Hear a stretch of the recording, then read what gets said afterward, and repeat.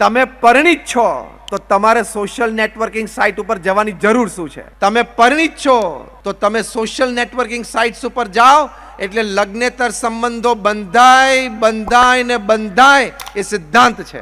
તમે social networking site ઉપર જઈને તમે અહીંયા રાયપુરમાં બેઠા હો, ભારતમાં ક્યાંક બેઠા હોય, એમાં કોઈક વિયેટનામમાં બેઠું છે, કોઈક ઓસ્ટ્રેલિયામાં બેઠું છે, એની સાથે ચેટિંગ કરવાની જરૂર શું છે? તમારે કરો છો તો મહામૂર્ખ છો. તમે પારિવારિક મૂલ્ય સમજ્યા નથી. અને સામેવાળી વ્યક્તિ પણ આઈડેન્ટિટી છુપાવીને વાતો કરે છે, ખબર છે ને? હા કે ના?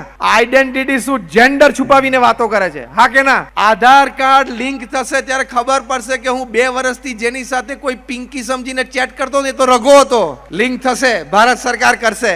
You are making the biggest mistake of your life. You are proving yourself to be the most foolish person upon this earth. તમે સોશિયલ નેટવર્કિંગ સાઇટ ઉપર જાઓ છો એક પરિણિત વ્યક્તિ તરીકે, પુરુષ હોય કે સ્ત્રી, પતિ હોય કે પત્ની, એ તમારા જીવનની સૌથી મોટી ભૂલ છે અને તમે તમારી જાતને પૃથ્વીના સૌથી મોટા મૂર્ખ તરીકે સાબિત કરી દીધા. આ પણ સંબંધોમાં વિખવાદનું બહુ જ મોટું કારણ છે.